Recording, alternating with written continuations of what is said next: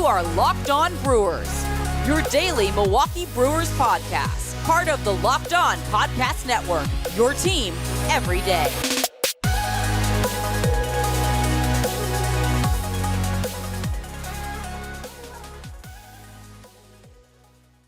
In for another intro, and I want to get people involved, so stand by here in just a second as we get rolling.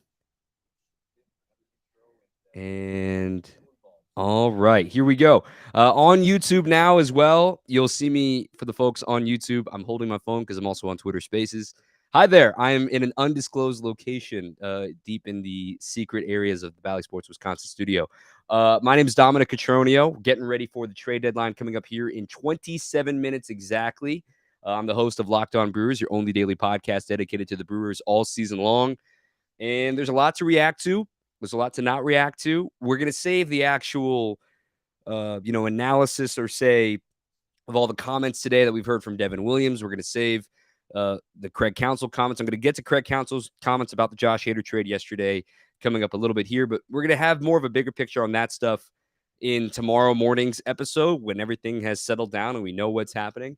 Again, we're 26 minutes from the official deadline. And a big thing to know about this official deadline is that maybe deals get announced after 5 o'clock Central Time. As long as they arrive in the league office before 5 o'clock, they are official, which is, I remember the 2019 Zach Greinke deal was one of those where it comes after the 5 o'clock deadline. Obviously, the headline today is Juan Soto going to the Padres with a Brewers target, Josh Bell. We're going to try not to spend too much time talking about that because everyone's been talking about that today. You know that.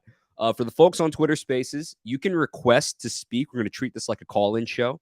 For the folks here on YouTube, we got the chat option as well. I'm going to try to get to as many questions as we can. And let's just start with the elephant in the room. I don't want to talk a long time about Devin because, like I said, this is going to be coming in tomorrow's episode. But yeah, Devin Williams' comments, if you haven't seen it in Adam McCalvy's Twitter, weren't exactly a vote of confidence, to say the least. We'll see how he reacts to what his role will be. But as I said yesterday, you can't judge a trade in 12 hours, 24 hours after it happens. The reason I'm in an Office Depot warehouse is because it was open, Tom. I know it looks really weird with all the spare boxes, but it's a quiet room, and I've got MLB Network here on my iPad. It's because we're getting ready for a game. There's still a game happening in an hour and a half, and I got to be here getting ready for that. So we're getting ready for Brewers and Pirates tonight.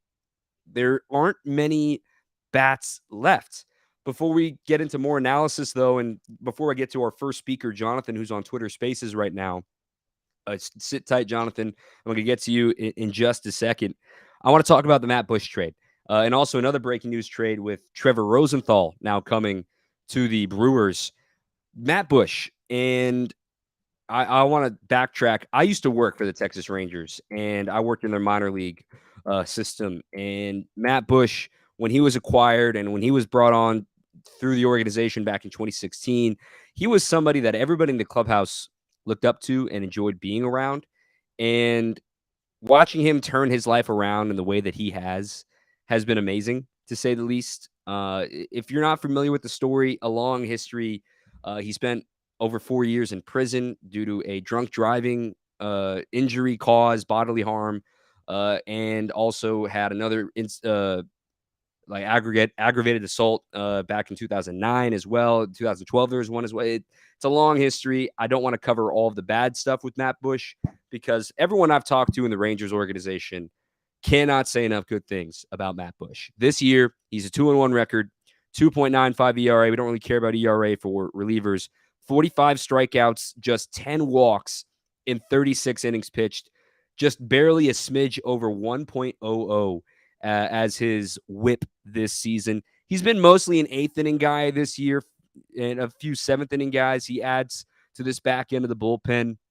For Matt Bush, in the month of July, he's only allowed 2 unearned runs in extra innings. Opponents are hitting 0.91 against him in July. In fact, over his last 12 games, he also has a couple of starts in there as an opener, but over his last 12 games, opponents are hitting 0.77 against him. I really like this deal. The cost for Bush, of course, was the fact that they had to give up Antoine Kelly, as well as Mark Mathias, Babe Mathias, as some of Brewers Twitter likes to say. when you look at giving up Antoine Kelly, who of course was the Brewers representative in the Futures game, one of the representatives in the Futures game, I understand. Man, why are you getting rid of him? Well, he's Rule 5 draft eligible this offseason. And we've talked about the last 3 days about the roster crunch that's impending for the Brewers right now. That's another example of a guy that would be needed to be added to the 40-man this coming offseason in order to avoid him getting plucked by another team at no cost, which is why you get something for him now. Mark Mathias, there wasn't going to be really an avenue for him back on this team with Mike Brasso on the team right now, with Colton Wong still playing second base. So now he goes to a team that maybe will have a use for him. They have a lot of middle infielders as well. But Antoine Kelly obviously is the centerpiece of the deal in the eyes of the Rangers. In the eyes of the Brewers, obviously, with Matt Bush, and David Stearns has said it over and over again, it's about team control. He's not a free agent until 2025. So you've got him for the rest of this year, the rest of 23, and the rest of 24. 2 full years of team control for a right-hander that throws over 97 miles an hour. I like it. It's not a bad deal by David Stearns. Let's get to these requests on Twitter Spaces as we wait for more news to come. And Ramon Laureano is a name that I think is going to pop up here soon. As I see that happen in the chat as well. I'm going to talk about Ian Happ in a little bit too. We're 21 minutes from the trade deadline.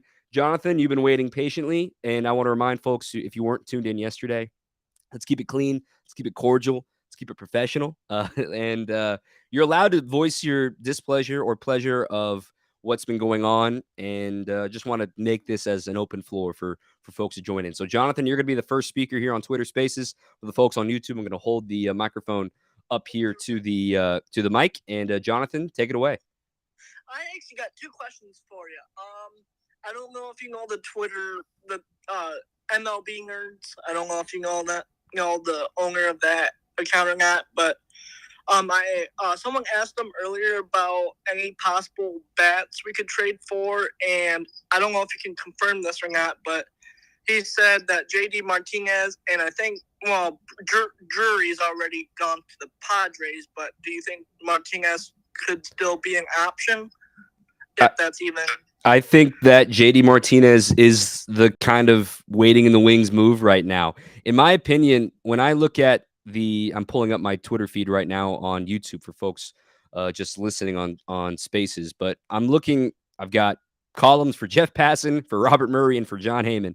When it comes to the Red Sox, when it comes to JD Martinez, they kind of hold all the cards right now. They kind of hold the keys. I mean, we talked about the Nationals holding Juan Soto as long as they did, and eventually he obviously goes to the Padres.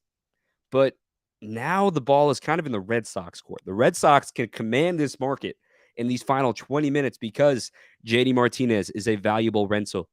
Rafael Devers, a year plus of control, while they've already told Xander Bogaerts he's going to stay and be the franchise cornerstone. Do you go after a JD Martinez knowing he's a rental? I compared him yesterday to like the Arizona Diamondbacks move they made a few years ago when he made the playoffs with them. I wonder how that's going to work out. And as far as that Twitter account, I've seen it. It kind of feels like, remember the peak of the Astros sign stealing, all that stuff, when that Carlos Beltran's niece Twitter account popped up and all of a sudden was knowing way too much. I don't know if you remember that, Jonathan, but that's kind of how I feel about that. Okay. So, not just talking about Martinez, but do you see us adding a bat before the deadline today, or? I still think the Brewers need to at least try to add a bat. We don't know what it has been called and asked about. Prices for bats are obviously really expensive this year because there just aren't many available. That's my main point on that.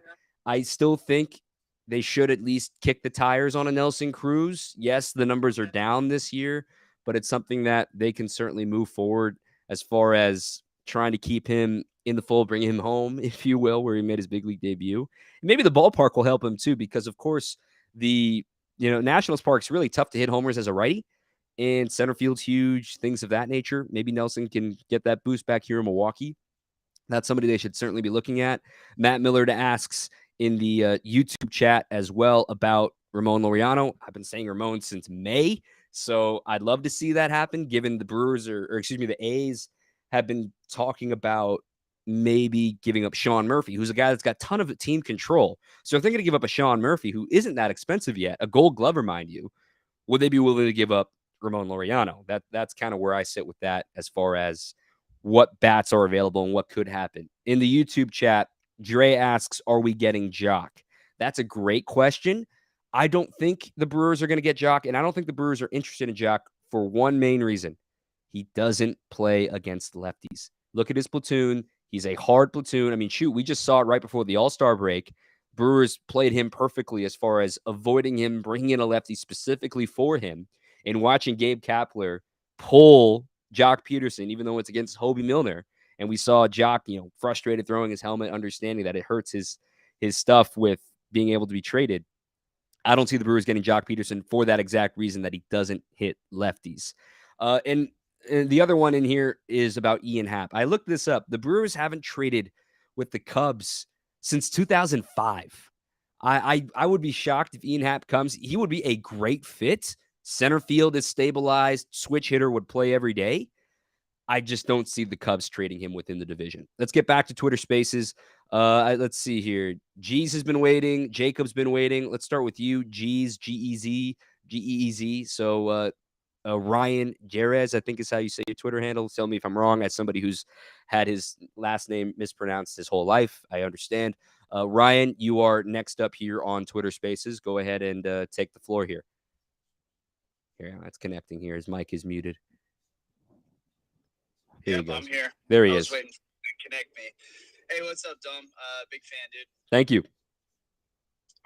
So as pertaining to multiple trades that have come across the wire, I'm a big fan of all of them. To be personal on it, see, Brewers Twitter is on fire, but I feel like a lot of Brewers fans forget. And granted, I don't think that Hader is like a playoff choke. But there's been a lot of big moments in elimination games over the past few seasons where he has, for lack of a better word, choked. You look at the Freddie Freeman homer last season.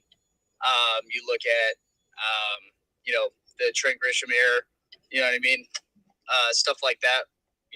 When you're talking about a lights-out strikeout pitcher, you would hope that stuff like that doesn't happen when you're talking about the best closer in baseball. So I'm honestly happy that we got a huge haul for him. And I see a lot of stuff also about Mark Atanasios checkbook, and I'm a huge fan of Mark, to be honest. Just want to promote a little bit more positivity about the trades that are going on. I think David Stearns is killing it. I love watching competitive baseball throughout the season and making the playoffs because, the Braves did it last season. They weren't necessarily this most stacked team, but, got to have the chance. Yeah, I agree. I like your takes there, Ryan. Appreciate you hopping on here. When it talks about Josh Hader being a playoff choker, I mean, you said it, not me, but I look at the playoffs last year for Josh. Remember, it was really shaky in game one against the Braves. He got out of it. There was a couple weird plays in that one too. And then obviously the Freddie Freeman home run in game 4, which was crazy. I mean, he obviously had to pitch the 8th inning, which would have been Devin Williams' inning. That could be a conversation for another time. When it comes to your quotes about Mark Atanasio being a cheapskate, as some people like to say, and I like that you defended him, I want to explain to folks, I like the passion of Brewers fans of saying, oh my gosh, we're so cheap. Oh my gosh, what's going on? But previous to Mark Atanasio buying the team, you made the playoffs once since 1982, right? I mean, this sustained window of success since Mark Atanasio bought the team, you can't ignore the body of work for them in the moment. You're allowed to be mad about trading Josh Hader, as it seems like Devin Williams was his comments today. But when it comes to what will the lasting legacy be of this trade, we got to give it a year or two. I mean, we're talking about here in the studio with Stephen Watson and Vinny Rottino as we prepare to go live here in about 45 minutes for the Valley Sports Wisconsin pregame show.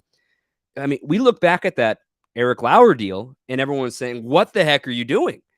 And Eric Lauer's pitched some key innings for the Brewers, obviously, this year. Luis Urias has become the everyday third baseman. Trent Grisham's barely got an OPS over 650 right now.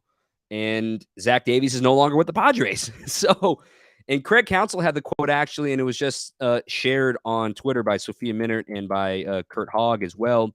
but I want to read the quote during Craig Counsell's availability, talking about David Stearns and why the Brewers should trust Brewers fans should trust what's happening with David Stearns. This was the quote about trading Josh Hader. I'm trying to find it here. Jeez, of course there's slot machine timeline right now. Here it is. Craig Counsell on what his message would be to Brewers fans perplexed by trading Hader in a pennant race. We all want a World Series. The best way to get there, I think, we should have learned over the years. David Stearns is a pretty good guy to help us get there. End quote. I like that quote a lot. I think that's a pretty good way to look at things. As I'm just double checking Twitter again right now, we're going to be only on for another 25 minutes or so. We're going to let the deadline pass and see if any other moves happen. Jacob, you're going to be next up on Twitter Spaces. I'm going to get to you in just a second. How about the day the Twins are having? They just acquired Michael Fulmer from the Tigers. Twins have, as I'm showing here on YouTube, Twins have got Tyler Mahle, of course, also Pablo Lopez from the Orioles. That dude is nasty. Thank goodness that's happening after the Brewers just faced the Twins. And I want to make a quick point here as Jacob, you're coming up next in YouTube. I'm going to get to these questions here in just a second as well.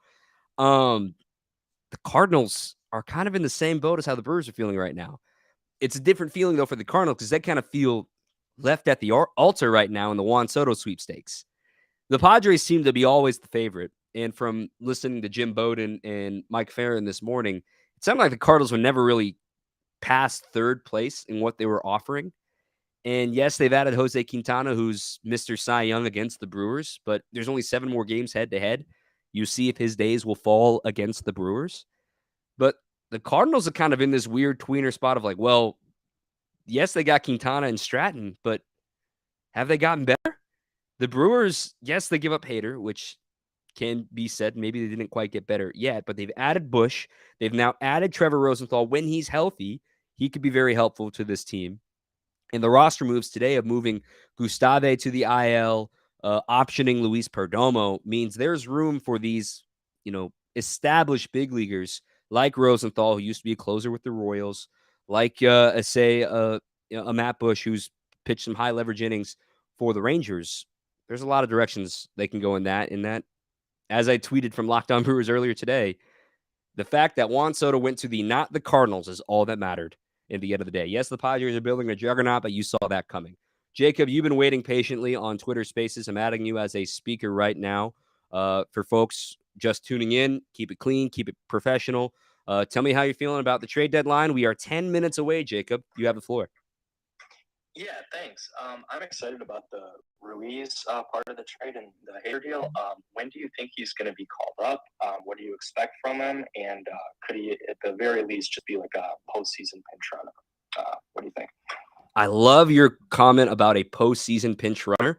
I think that makes a lot of sense. However, you kind of already have that in Jonathan Davis on the 40-man roster, which is where the Brewers might hesitate in that and give Ruiz some time to develop in AAA right now. That's how I feel about Ruiz. Let him get comfortable in the new organization.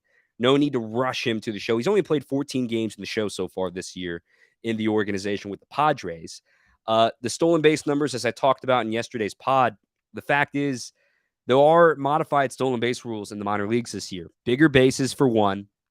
Number 2, there's only 2 pickoffs allowed, and if they don't get you on the third pickoff, it's treated like a balk, and you move to second base, which makes obviously base stealing a little bit easier. So let's take the 60 stolen bases, as impressive as it is, with a grain of salt. But from evaluators that I've talked to, the speed's legit. The speed's like a 70 grade on the 20/80 scouting scale. I don't think you see him up in the big leagues this year, barring from injuries. Let's let him develop. I could see him being a candidate to replace Andrew McCutchen as a corner outfielder next year, reserve bat, 4th outfielder type for the Brewers next season, coming up in camp next year. He seems to be a big piece of this deal for the Brewers. And I from what I've heard about Robert Gasser, the more and more I hear about Robert Gasser, the more and more I love the acquisition for the Brewers, and getting him in the pitching lab could be something very exciting to talk about and seeing what happens there. Looking at Twitter right now, real quick. Jacob, did you have anything else to add? You've been waiting patiently. I wanted to give you a chance to say anything else if you had anything more to add. No, I was just thinking maybe that was the outfielder we were looking for, but like you were saying, worst case, maybe it's like a Dyson and Gore situation the Royals had with their pinch runners when they won the World Series, but that's all I had. Yeah, shout out to Gerard Dyson. Shout out to that guy, Mr. Zoom. That was a fun era as well. Chris, you're coming up next in just a little bit. Breaking news here in the final few minutes of the deadline. Jeff Passan and John Heyman have the Phillies acquiring Noah Syndergaard, who is due to pitch tonight for the Angels against the A's. So that's a big deal. And he's a 1 year. He's a rental going to Philadelphia. They've had a weird year with their starting rotation. Not quite all performers that haven't been healthy as well. And keep in mind, looking at the the standings right now for the wild card in the National League, the Phillies are currently in the last wild card spot, which means if the season ended today, the Brewers would match up with the Phillies here in Milwaukee, a best-of-3 series, as they're the last wild card and the Brewers are the last division winner. Atlanta would face San Diego in Atlanta. Wow. That sign me up for a 3-game series in that. And obviously the Padres are getting Fernando Tatis Jr. back here soon. He's been hitting batting practice on the field. It's been quite a week for Padres. But for the Phillies, they're trying to separate themselves because now, look, the Giants are 4.5 games back currently of the last wild card spot. They seem to be fading fast. The Marlins have been shopping Lopez. They're thinking about maybe trying to add something for a peak pitcher here in these last 5 minutes before the deadline. They're going to be fading fast. And then St. Louis is 1 game back. And St. Louis, as we said, yes, they added Quintana. They haven't added a ton else. And what I think about is your job is get in, right? Anything can happen when you get in. Oh, my gosh, they traded Mickey Moniak. Whoa. The Phillies traded Mickey Moniak, their former first overall pick from a few years ago, to the Angels, who just traded Brandon Marsh earlier today, by the way. Wow. Imagine if Brandon Marsh went to the Yankees and you have to shave that caveman beard and cut his hair. That was a random thought I had earlier today. We're getting closer to the deadline. Chris, you've been waiting patiently. Tampa Bay Lightning fan, I see here. You've had quite a run of championships. You know the feeling of small market teams getting it done. Chris, you have the floor here on Twitter Spaces. Hi, what's up? I'm a big Brewer fan. I'm a big Josh Hader fan. I'm sad to see him go. But in the big picture, we have, on the past couple years, we always been talking about trading him, and it never happened, and now it has happened. Yeah, it's kind of shell-shocking, right? I think I compared it to the meme of, oh, what are you going to do, stab me? And then, oh, my God, you stabbed me. It's like, right. We've been hearing about this since 2019, and it's just a shell-shock feeling, right? Yep. Yeah, and awesome. Then my other question is, why did the Brewers go after Joey Galloway when he was hitting horrible? Well, I think they went after him, just kind of did their due diligence on Joey Gallo. If the price was right, you buy low and maybe get a high sell on him, and, low risk, high reward. And in my opinion, Joey Gallo was never going to be a fit. I believe you're going to see Keston Hiura rejoin this team soon. And I wonder what's going to happen as far as, oh man, another big trade. Holy cow. As YouTube chat had it first, Robert Murray has it. And involving the Cardinals, they're trading Harrison Bader. Oh my goodness. So, Chris, I'm going to go ahead and take you off. Thanks for the questions. And I have one more question. What you got? Why the Brewers are going to try and go after the guy from Oakland? Ramon Laureano? I think they're going to. I think, this deal may come across the wire late, may come after 5 o'clock. Just be patient with that. But in that regard, I still think Ramon Laureano could be a chance, but the A's aren't exactly in a rush to move Ramon Laureano. But let's get to this Harrison Bader trade. Holy cow. A Brewer killer. And Harrison Bader going to the Yankees. They've needed center field help all season long. He's been injured. And wow, Cardinals Twitter is going to be livid about this one. Gold Glover, Harrison Bader. And what I look at they're getting Jordan Montgomery. So they're getting another left-handed starter. They know the Brewers' kryptonite as far as getting left-handed starters. Wow, I can't believe they traded Harrison Bader. If that's a straight-up move, that's shocking. That is a heck of a deal right now.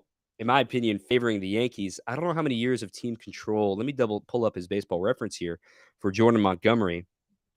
He was a former early round pick by the Yankees, 4th round pick back in 2014 out of South Carolina. He's got a 3.69 ERA this year. He's due to be a free agent in 2 years. So he's going to be a free agent heading into the 2024 season.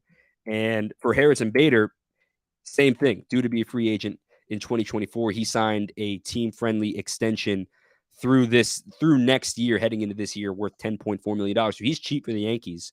He is no longer a Cardinal. That is shocking. That's very, very shocking to upgrade the defense, and he's gonna have to cut his hair in the Yankees. So no more flow for Harrison Bader. 2 minutes away from the official deadline. Remember, trades can come after that. We're gonna be on for a little bit on after that. Craig, you are next up here. But first, before I get to that, I just want to double check the YouTube chat here, see if I haven't missed anything. Thomas asked, how do you win the postseason if you don't make it? Aim for the postseason and let it sort itself out. I agree 100%. Get in. I mean, at this time last season, the Braves were under 500, and then they won the World Series. All you got to do is get in. That's all you got to worry about.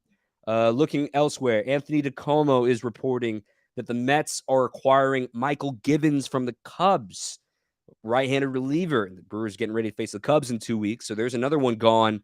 And Mets have been asking for bullpen help for a long time. I bet if they were looking around, I'm surprised they wouldn't take a flyer on a Trevor Rosenthal or a Matt Bush.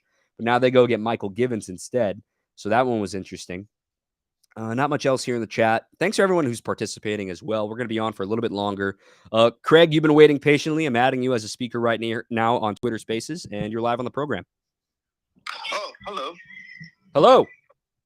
Oh, so I have a question. Okay. So I've been hearing rumors and stuff going out around with Brewer Nation right now. Is it true that Colton Wong is on the talks right now? It is true. He has been called about from folks I've talked to, say that they've listened. I don't think the Brewers are actively shopping him per se. But yes, they've been listening on him, and they've been listening on Omar Narvaez. Oh, okay. So if they trade Colton Wong, does that mean they're gonna finally call up the future Colton Wong, Bryce Terang? That's a great question. Bryce Terang is the guy waiting in the wings right now. In my opinion, if the Brewers, as a lot of folks expect, if they decline the team option they have on Wong next year, heading into next season, that Bryce Terang will be the starting second baseman for the Brewers next year. It's a tough thought to bring him up in the middle of the year because you do have Mike Brasso, don't forget, currently on the active roster. And a reminder that Terang's not on the 40-man yet. Terang's going to be added to the 40-man this offseason when he is Rule 5 eligible. So you're going to probably see an outright of Pablo Reyes. You're probably going to see something of that nature happen. Maybe an outright of Alex Jackson, depending on how things go here at the end. But that's how I feel about that. Did you have anything else to add, Craig? Yeah. So what do you think about the Josh Hader trade? What do you give the letter a grade letter? And should we got more prospects back from the Josh Hader trade? It's a good question. I talked about this a lot in this morning's podcast, and we had a 45-minute emergency pod from yesterday too. From the Brewers' perspective, I gave it a C+, B-. From the Padres' perspective, I gave it a B+, A-. But as I've been saying over and over, you can't judge a trade hours after it happens. Let's let it play out. Let's see what happens.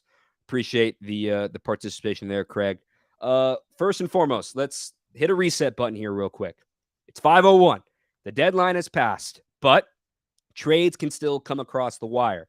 As we're looking right now, Whit Merrifield is maybe on the block right now. I'm watching MLB Network right now. They're showing highlights of Whit Merrifield.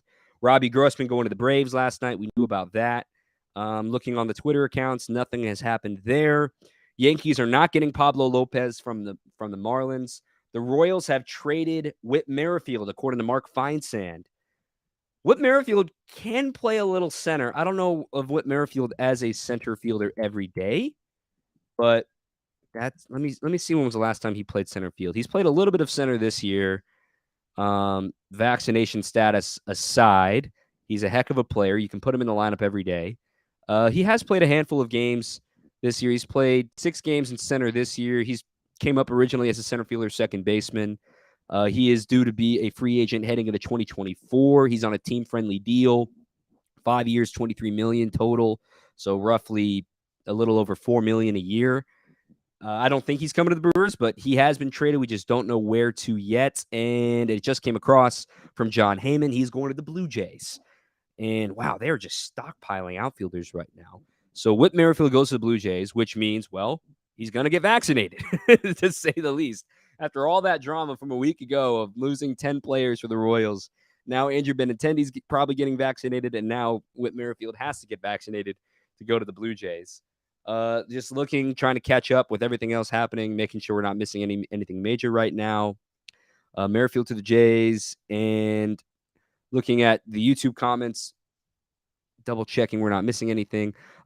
Tom, your comment about Laureano having a similar OPS to Tyrone Taylor, I understand that critique. I think they both have similar batter profiles. Tyrone's a slugging heavy guy as far as hitting homers. Ramon's more of a doubles and extra base hits type of guy. He's not that fast, but he plays really good defense, has a cannon for an arm. He has big league experience too, which is why I think it could happen. But now we're 3 minutes past the deadline. We'll see what happens. Beach Chair J, you've been waiting for a while. Interesting Twitter handle, but hey, the internet's a weird place. Beach Chair, you're being added as a speaker right now, and you're live on Twitter Spaces. Hello. Hello. Hey, so trade deadline has come and passed per se. The Brewers are 3 games ahead of the Cardinals, and looking at the rest, the last 2 months of the season, what series should we look out for in terms of the Brewers' playoff hopes, and hopefully the Cardinals don't catch us? Yeah, that's a good question. Thanks for the comment. The thought with the Cardinals, first and foremost, your next series with them comes up in about a week. And we've been saying it for a while now that the Brewers were going to see the Cardinals next after the trade deadline. And the next time the Brewers see the Cardinals will be August 12th, 13th, and 14th. So not this coming weekend, but next weekend. And then you don't see them again until September. So what I look at with that series, if you take 2 out of 3 next weekend in St. Louis and send a message that, hey, there's 7 more games head-to-head for this tiebreaker. If you take 2 out of 3, you obviously put the backs against the wall for the Cardinals of, having to win 3 of the last 4 games against, because there's 2 more 2-game series head-to-head that could happen, that are due to happen as well. 2 more in St. Louis as well, and then 2 at home. The Brewers have that crazy long stretch at home, including 2 more head-to-head with St. Louis. So what I look at as the most important series, I look at that one in 2 weekends in St. Louis. I look at the 2-gamer Tuesday, Wednesday, September 27th, September 28th. And I also look at the key homestand against the New York teams, September 16th through the 21st. We talk all about how long the Brewers are going to be at home to end this season. Yes, they're going to be at home for a while, but there's some good teams that are going to be coming to town. And the Yankees and the Mets are obviously going to stand out in that regard, and getting ready to go to Los Angeles. Dodgers getting ready to come here in about a week and a half. So it's going to get tougher. Beach, did you have any more thoughts to have on here? Yeah, looking at the Hader trade, it seemed to shock the dugout more or less. What players do you think need to step up to get us to where we want to get to in the postseason? Awesome. Well, thanks for the questions. Thanks for participating. What I think stepping up wise, what I look at, I said this on a radio show about a week ago, is the complementary starters. It's the Eric Lauers when Adrian Hauser comes back. It's Aaron Ashby. Those guys are going to matter just as much as the starts by Woodruff and Burns. And when Peralta comes back, who we haven't even mentioned that Freddie Peralta is starting tomorrow.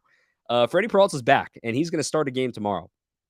And when you talk about the team trying to be ready for the postseason, those guys, whether they're going to be in a bullpen role. I mean, remember, Adrian Hauser was in the bullpen for the Brewers 5-game NLDS series last year. They're going to need to prove their worth to stay on the postseason roster for a 3-game series. It's going to be interesting because naturally, for a 3-game series, which is what the Brewers are staying with right now, is what it looks like, is that you're obviously going to have Burns, Woodruff, and Peralta as your starting pitchers. So you don't need a Lauer and a Hauser immediately. However, in theory, if you win that 3-game series, you then go on to the DS against a Mets or a Dodgers, in which Eric Lauer or Adrian Hauser is probably going to start game 1 or game 2 because of the way travel days shake out. So that's what I look at as far as the most important guys on this team.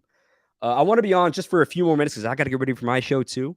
Right now, I see the YouTube chat talking about there's more trades to come.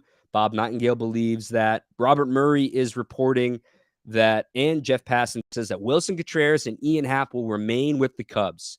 Wow. After all of that, you know what? Let me get mad for a second. I haven't been mad for a long time. Let me get mad if you'll indulge me. Why did the Cubs go through this whole routine of, oh, we're going to miss these guys. Can't believe they're leaving. Can't believe Wilson Contreras and Ian Happ. Ian Happ wasn't on the World Series team. He was in the organization. Wilson Contreras was on the World Series team. We saw the hug. We saw all this stuff. Like, man, like, come on. You did all that and you didn't trade him? Come on. What are we doing?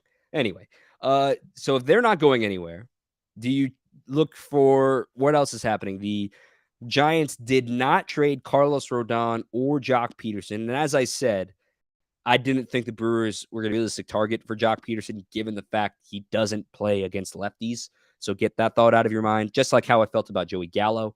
There are more deals to come here, too. Looking around, I see YouTube chat asking about Michael A. Taylor. I mean, if Michael A. Taylor plays great defense, I at that point, I'd probably keep Tyrone Taylor. Man, just looking around, if the Brewers really didn't add anybody else, and we don't know what the phone lines were like. Look, David Stearns, I know, has been working the phones, and the Red Sox are still holding the keys to all of this. Another big trade coming across reliever-wise, but not for the Brewers. The Red Sox are holding the keys to a lot of this. Of do they trade Devers? Do they trade Martinez? Do they trade other guys in their bullpen? Do they just try to blow it up and see what happens next? They've already traded Jake Diekman. Yes, they added Tommy Pham, and yes, they added Eric Hosmer. That was salary dump, in my opinion.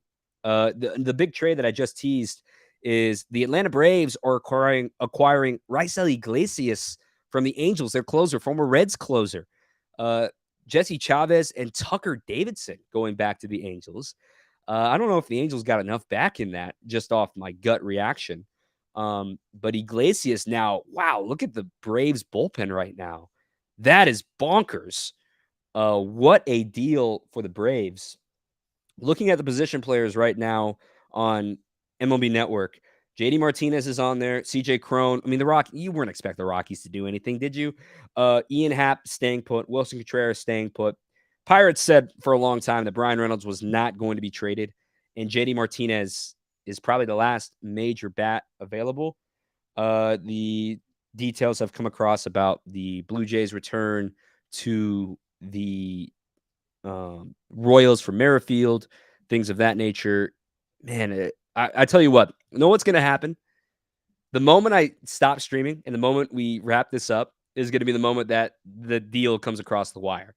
The Brewers lineup is not yet out. You are right. I saw that comment. I'm double checking that it's still not out on the official feed. Yeah, Brewers lineup card is still not out, which kind of tells you maybe there's something coming. I mean, oh man, what's going to happen here? I want to stay on for 4 more minutes here and just see if something happens because like I said, I got to get to my other job.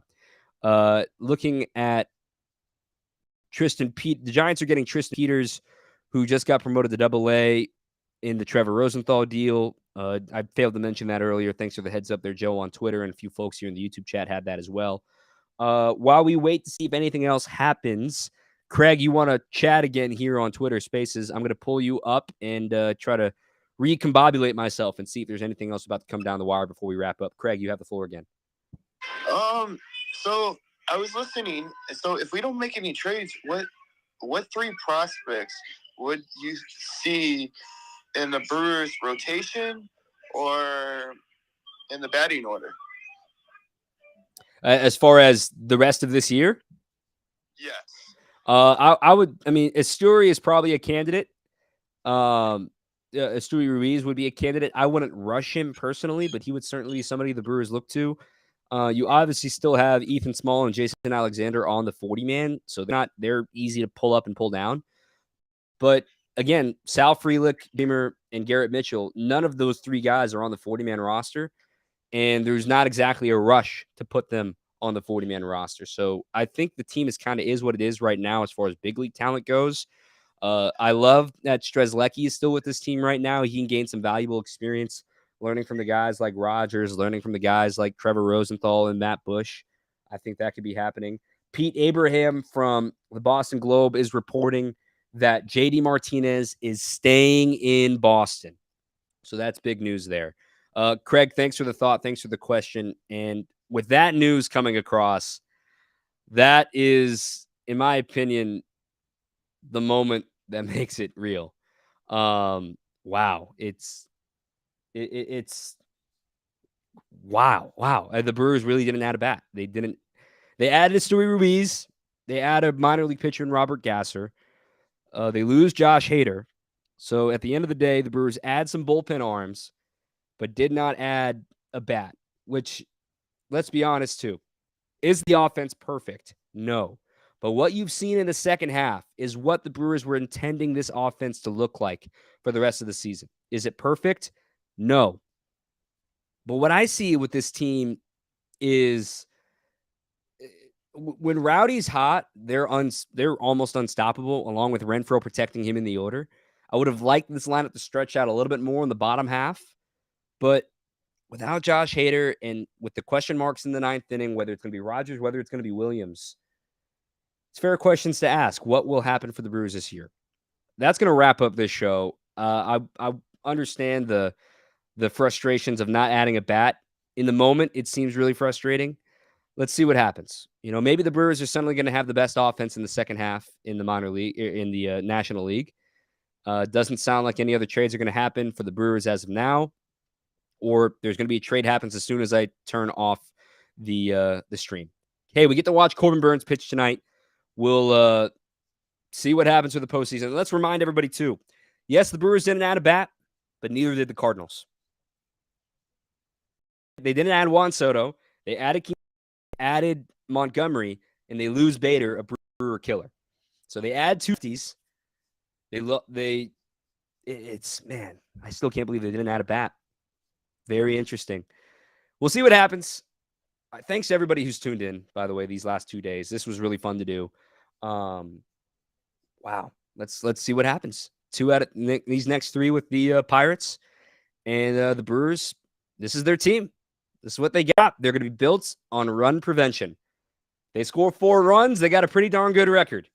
They're built on run prevention, and they're going to try to win games by preventing runs in that regard. So tune in to Valley Sports Wisconsin now. In 15 minutes, we got the pregame show coming up. Follow us on Twitter at Locked On Brewers, and we're going to have a regular podcast posted tomorrow morning talking about everything from this trade deadline in full reaction, and if there is a late trade that comes across the wire here in just a second. My name's Dominic Catronio. Thanks, everybody who's tuned in. This has been fun. We'll see what happens next. Full reaction coming tomorrow morning. Now flip over to Valley Sports Wisconsin. Until next time, keep on swinging.